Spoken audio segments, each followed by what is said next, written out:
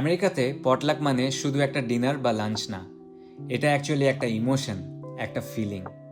Hello everyone, আমি Amit. Welcome back to bongs in Cleveland. এই উইকেন্ডে আমাদের বাড়িতে সাডেন পটলাকের প্ল্যান হয়েছিল। বন্ধুদের বলাতে ওরাও সঙ্গে সঙ্গে এক পায়ে রাজি হয়ে গেল। নিয়মটা সিম্পল, সবাই একটা একটা ডিশ রান্না করে নিয়ে আসে, কিন্তু গল্পটা এখানেই শেষ না। এখানে পার্টি মানে একজন হোস্ট সব কিছু ম্যানেজ করে না।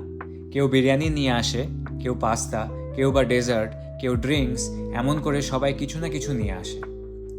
প্রবাসে আমাদের নিজের ফ্যামিলি থাকে না, তাই বন্ধুরাই হয়ে যায় ফ্যামিলি আলটিমেটলি।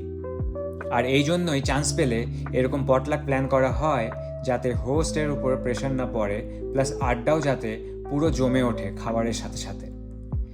পটলাক কালচার আমাদের শিখিয়েছে রেসপন্সিবিলিটি শেয়ার করা, টাইম শেয়ার করা, রান্না শেয়ার করা, আর সবচেয়ে ইম্পর্ট্যান্ট লাইফ শেয়ার করা।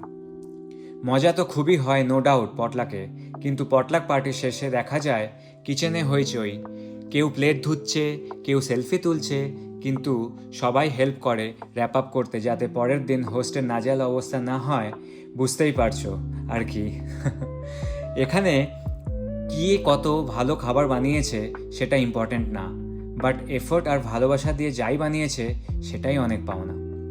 মেবি তাই আমেরিকাতে পটলাক শুধু ফুড এক্সচেঞ্জ না, এটা একটা সাপোর্ট সিস্টেম, নিজেদের আত্মীয়তা বজায় রাখার, কিছুক্ষণ মন খুলে গল্প করার, একসাথে খানিকটা সময় কাটানোর। আর এই জন্যই potluck party always hits different. Okay, আজকের ব্লগ এই পর্যন্তই। পরের ব্লগে আবার দেখা হবে। Take care guys, by.